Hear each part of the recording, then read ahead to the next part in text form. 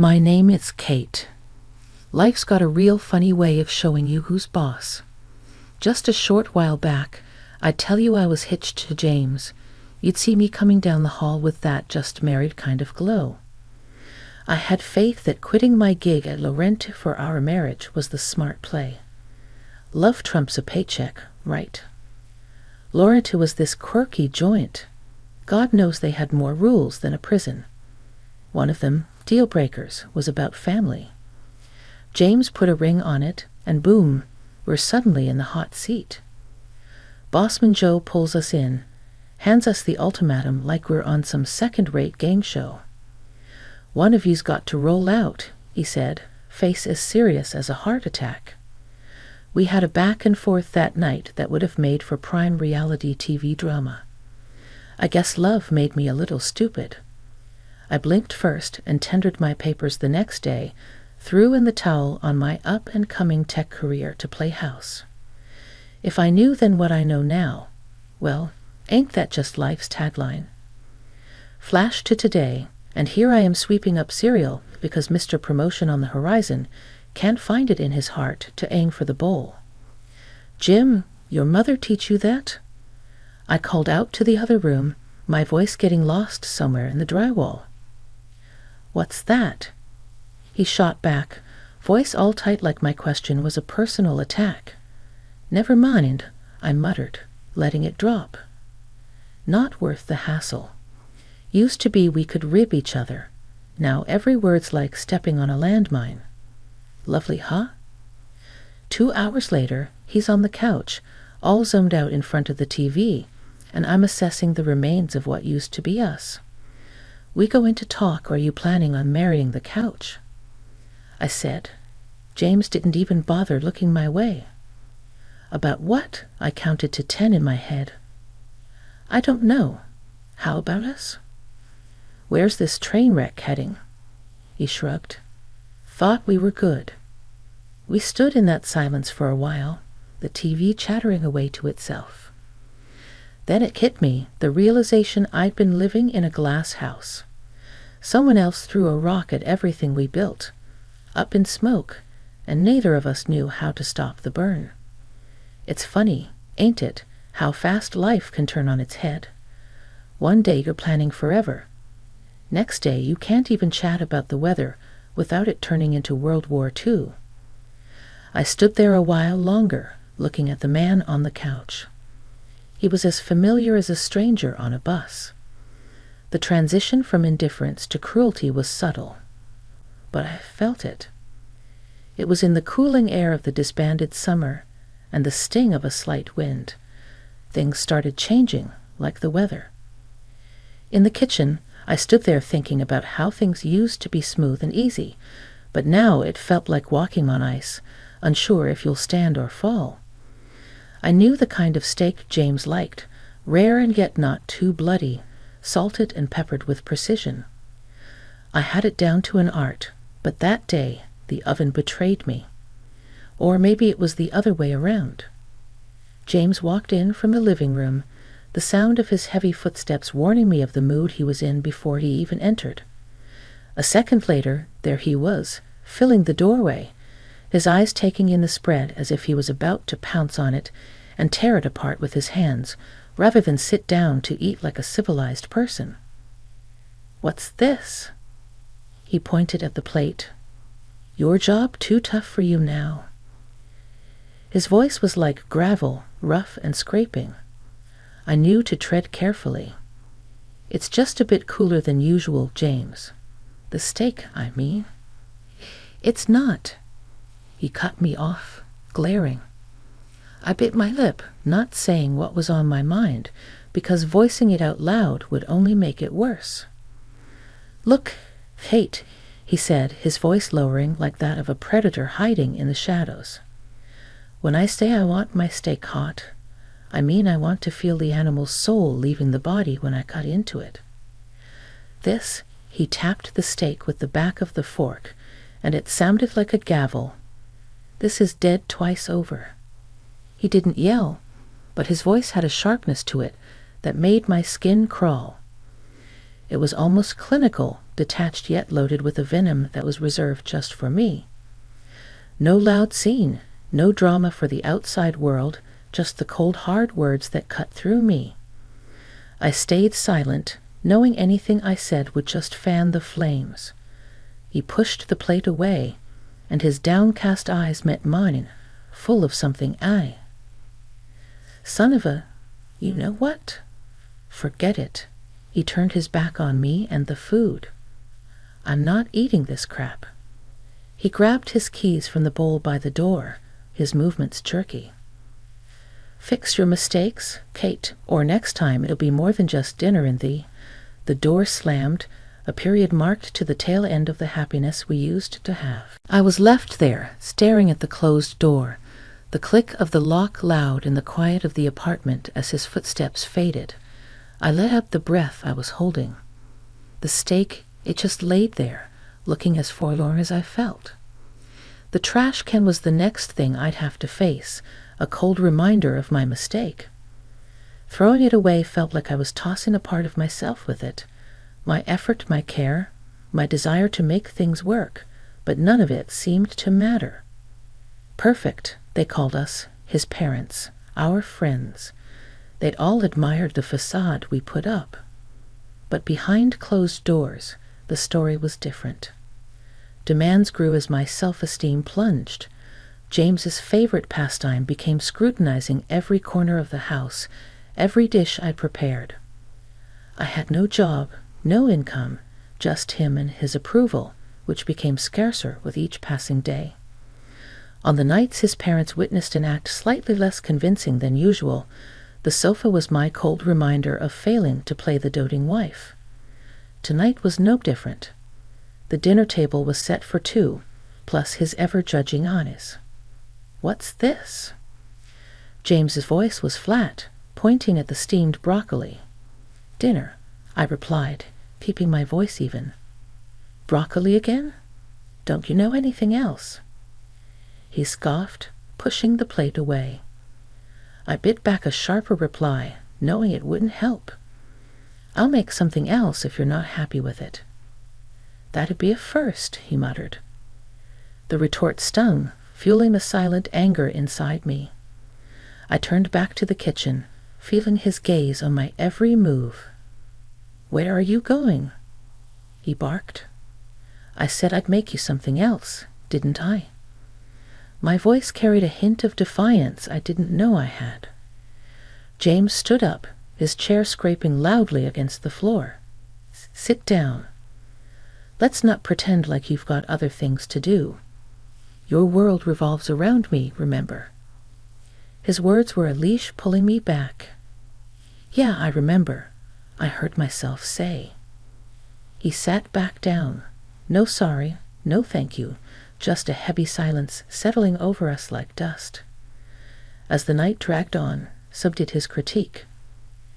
This house is a mess, he announced, seemingly out of nowhere. I followed his gaze.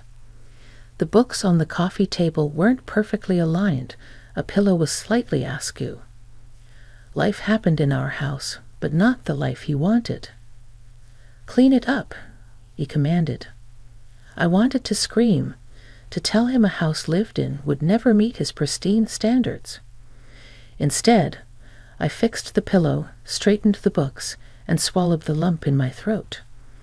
The place could do some work, I muttered under my breath. What was that? His voice had a sharp edge. Nothing, I said quickly, louder now, just talking to myself. He eyed me with suspicion but said nothing more. In bed, I lay awake, staring at the darkness. The chasm between us was filled with unspoken thoughts and stifled dreams.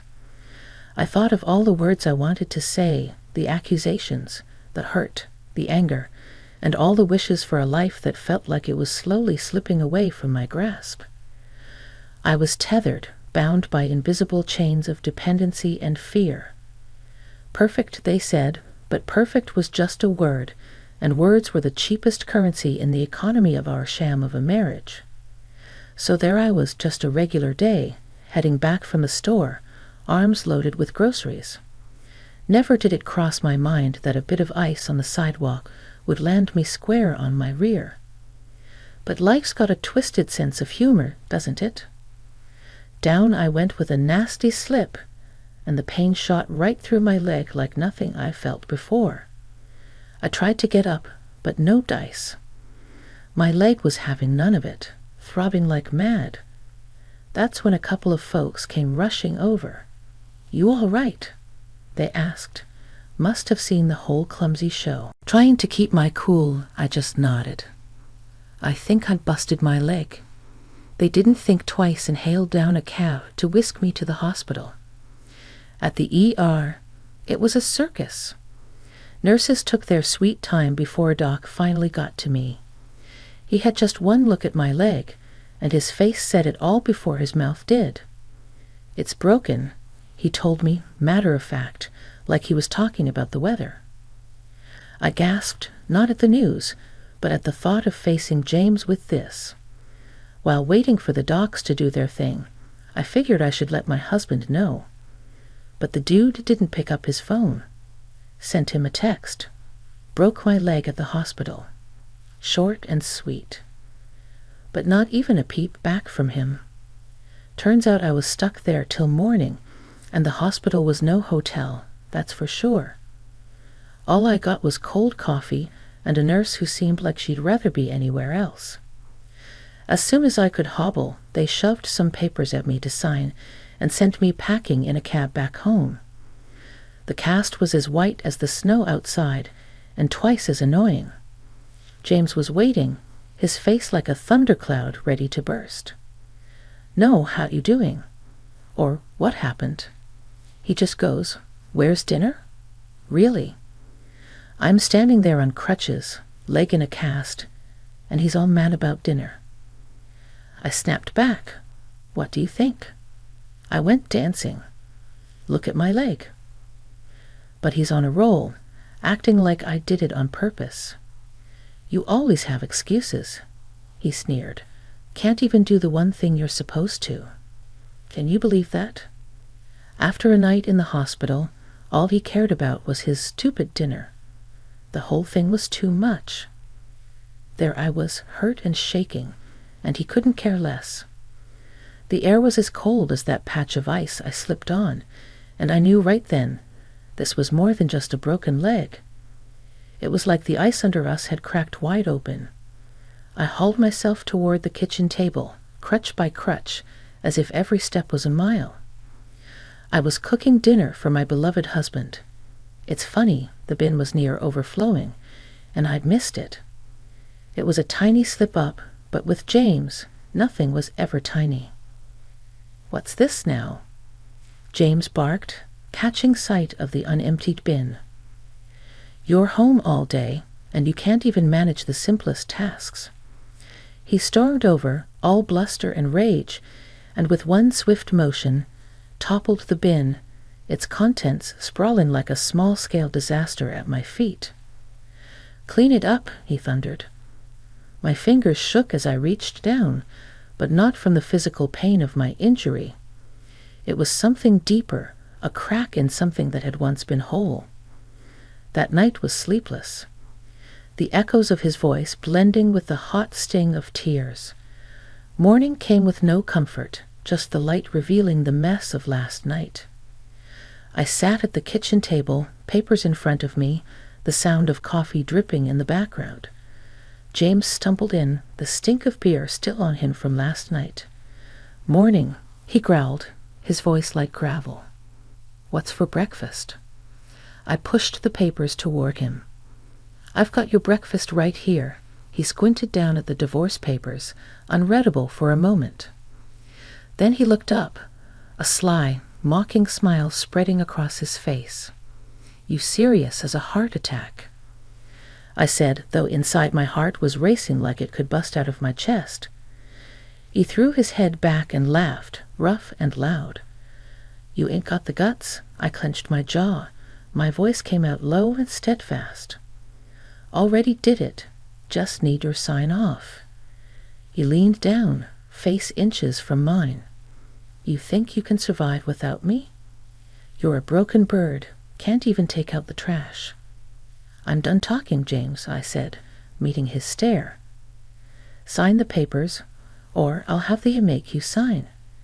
He scoffed, grabbed the pen with a squeezed grip, and scrawled his name, each stroke heavy and deliberate. He threw the pen down like it was on fire. Good luck, darling, he sneered. You'll be crawling back before the month's up. But I couldn't. This was my line in the sand, the overflowing bend that couldn't take more trash, more lies. Despite everything, I smiled because that paper felt like the first step on crutches toward a different life. Crawling's not my style, I said quietly. When I opened my eyes the next morning, everything was too quiet, too calm. It was weird waking up to silence when inside I felt like everything was about to blow. That's when he told me, over a cup of coffee. He said we had to get the property split locked down, and oh boy, he already had a lawyer in mind, some hot shot in the city near Laurent Tech. You coming with me? He said, not asking. We'll get this done today. I really didn't have much of a say with my leg all broken and useless, so I just nodded. He helped me into the car, propped up my cast, and off we went. Everything was fine, normal even, until it wasn't. We were zipping down the highway, the city in the distance like a bunch of toy buildings. Then he pulled over sudden-like, said the wheel needed air. I'll check it out, he mumbled. The next thing I knew, he told me to get out of the car. Just want to make sure we are safe. His tone was off, and not in a good way. But I got out, leaning on the car for support and feeling every bit as fragile as my plastered leg. He fiddled around by the tires for a minute, and then, without any kind of warning, hopped back in and hit the gas. I mean, he took off so fast I barely had time to shout. So there I was out in the middle of nowhere, with nothing but the sound of his car disappearing down the highway. I couldn't believe it was this really happening. I didn't have to think twice. My phone was in my hand, and I was hitting record. When he picked up, he was all smug. I've never hated the sound of a voice more. Come back, I yelled. This isn't funny, but he just laughed. Laughed. Actually laughed, said something about me getting what I deserved for wanting a divorce. Can you believe that? The line went dead, and the weight of what just happened slammed into me like a brick wall. I stood there on the side of the road, watching the taillights of his car disappear into a blurred speck in the distance. I was alone, miles from anything that resembled civilization.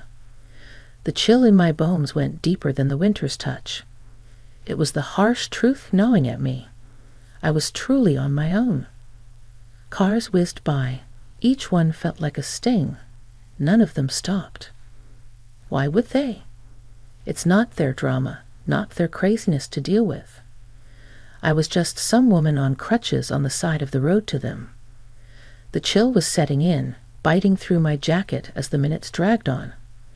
There wasn't a soul in sight until a gorgeous Jeep truck rattled to a halt beside me. Behind the wheel was the one I least expected to see here. My former boss, Joe. As the car's heater blasted warm air, I could feel my cheeks and hands start to regain some feeling. Joe glanced over at me, his brow heavy with concern. You look like crap, Kate. You know that, he said, gruff but kindly. Why the hell didn't you call someone? I shrugged, feeling the weight of the situation pressed down on me. Thought I could handle it. I muttered, my voice barely above a whisper. He left you on the side of the road with a broken leg. His voice rose, incredulous and angry. That James is a damn coward. I nodded, hugging myself tighter as I remembered the icy wind and the pain. Yeah, I guess he is. We reached Laurent Tech, and Joe practically carried me up to the 5th floor. The familiar sounds of the workplace surrounded me, a jarring yet comforting reminder of a life I once knew. Inside his office, Joe handed me a mug of coffee, which I clutched gratefully between my hands. The aroma was a welcome promise of warmth. "Thanks, Joe," I said after taking a tentative sip. The coffee was strong, just the way I liked it, a sharp contrast to the bitter cold I had endured. He grunted, pacing back and forth like a caged animal. "Can't believe that bastard after everything," I interjected, keen to avoid going down that road. We sat in silence for a moment, the only sound the ticking of the clock on the wall. It was a comfortable silence, born from years of working together and understanding the ebb and flow of each other's moods. "What are you going to do now, Kate?" His tone was serious, the playful edge gone. "I don't know," I admitted, feeling lost. "I really don't know." His gaze softened, and he took the seat across from me. "Look, I'm not going to beat around the bush. We could use you back here. The team hasn't been the same since you left." A spark of hope, maybe, or just surprise fluttered in my chest. "You serious as a heart attack," he said dryly. "You were one of the best. Hell, you are the best. I should have fought harder to keep you." "I'll think about it," I said, knowing full well I'd already made up my mind. "I'll think about it," I repeated, allowing a smile to play on my lips. Joe grunted in response, a sound that conveyed understanding and a touch of impatience. Having a purpose, a place to be, and the support of someone who believed in me was more than I could have hoped for given the day's events. It was an unexpected turn, but maybe, just maybe, it was the kind I needed. The air was thick with tension when James headed for the boss's door. The clump of his boots was more hesitant today, like he sensed the storm brewing. He pushed the door, and it creaked open, announcing his arrival to what was once his throne room. There I was, leaning against the desk, arms folded, waiting. "James, come in. Shut the door behind you," the boss said, his voice evened out. James saw me and turned pale but quickly pulled himself together. "What's this about?" He grumbled like a cornered animal ready to bite. The boss gestured to the chair, but James didn't sit. Instead, he crossed his arms, a mirror image of my stance, but filled with defiance where mine held determination. "James," the boss started, fixing him with a look that could freeze hell over.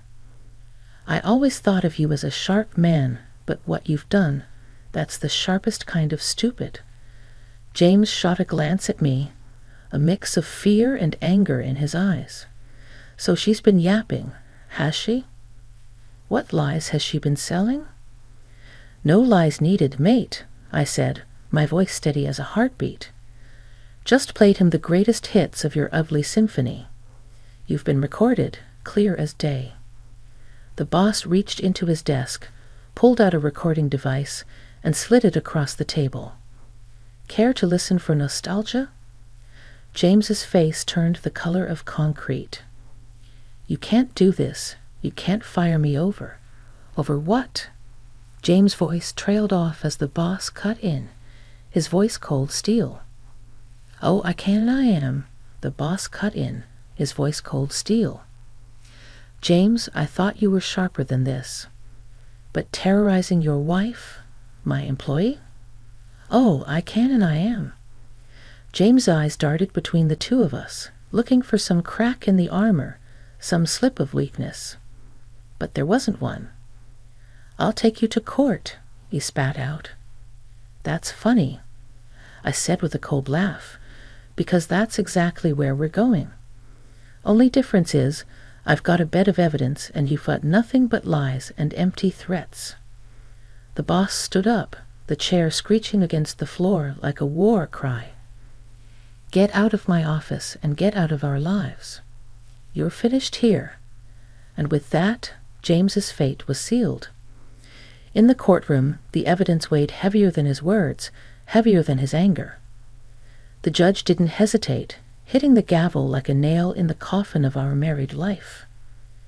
"I sentence you to pay the compensation, and this court grants the separation. the judge announced, and it was like the first breath of spring air, chilly but promising. Back at the job, I slid into the familiar groove of my work, but with a new shine on it. I wasn't just doing tasks, I was rebuilding. Every keystroke was a brick, every good morning mortar, every completed project a pillar in the house of my new life. Kate, my colleague Mark said, breaking my concentration. Must feel weird, huh? Getting everything back. I swiveled in my chair, facing him. Weird doesn't start to cover it, Mark. Feels like I've come back from the dead. Mark chuckled, his laughter rumbling like an old pickup truck. Zombie Kate back for revenge? I cracked a smile. Something like that. Only this time I'm not taking any crap from anyone. No more Mrs. Nice Gal. That's the spirit. You know we all got your back here, no matter what. I nodded. The warmth in the office was more than the heating. It was the camaraderie, a shared fortress against any storm that might come.